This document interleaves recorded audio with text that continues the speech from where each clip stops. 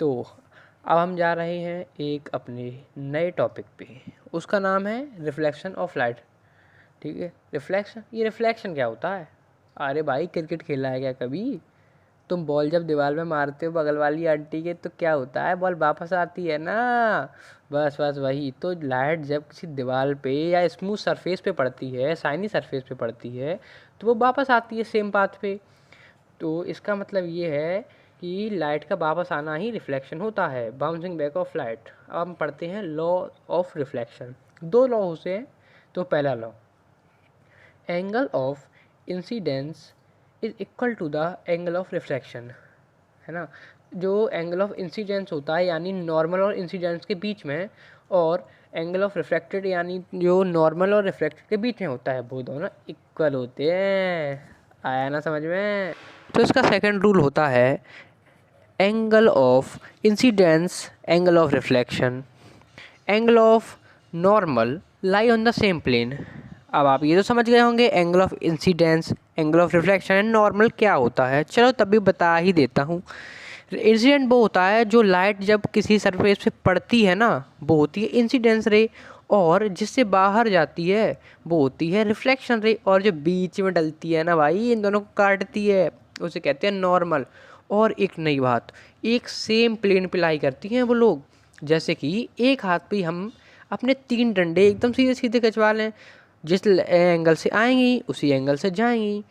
बस आया ना समझ में? दिक्कत हो तो बता देना। चलो मैंने फिगर बना ही दिया है। खैर, कहाँ इतने होशियार हो, 9th में कहाँ पढ़ा, लॉकडाउन के चक्कर में। ये आई है हमारी इंसिडेंस है, और ये चली गई हमारी रिफ्रैक्टिव, और बीच में आ गई नॉर्मल। तो ये एंगल इंसिडेंस और ये रिफ्रैक्टिव एंगल इक्वल होंगे ना।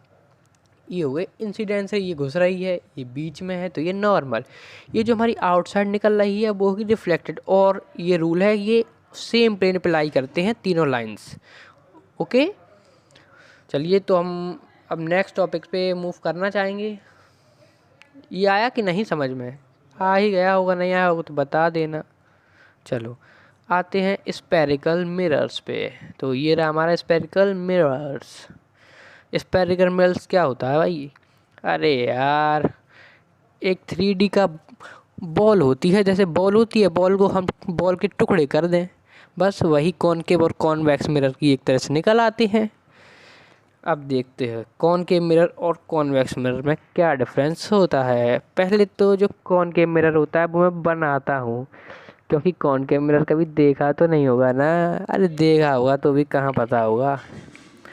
ये होता है कॉनकेव। कॉनकेव में अंदर जो है गुफा टाइप की होती, कॉनकेव लास्ट में आ रहा है, केव, केव माने गुफा, तो यानी जो अंदर से मुड़ा हुआ होता है वही होता है हमारा केव। तो ये मिरर हो गया कॉनकेव। ओके, तो नाउ तो अब हम दूसरे पे चलते हैं, वो है हमारा कॉन्वेक्स मिरर। ओके, चलिए अब मैंने ये भी ड्रॉ कर ही दिया है कि कॉन्वेक्स मिरर क्या होता है। कॉन्वेक्स मिरर तो एक्स ही आ गया कॉन्वेक्स में भाई, ये तो लाती मारेगा। तो इसका जो है हड्डी टूटी हुई है, रीढ़ की हड्डी टूटी है, तो ये टेढ़ा बैठता है जरा, तो ये टेढ़े से लाइट रिफ्लेक्ट होती है इसकी। आया ना दिमाग में? अरे भाई को बता दे यार। चलिए यहीं पे मुझे लगता है कि मुझे वीडियो ख़त्म करनी चाहिए। ये है एपिसोड 1, दूसरे में आएगा एपिसोड 2 और लाइट की और मिरर की प्रॉपर्टीज़। खत्म। बाय बाय, टाटा, गुड बाय, गया।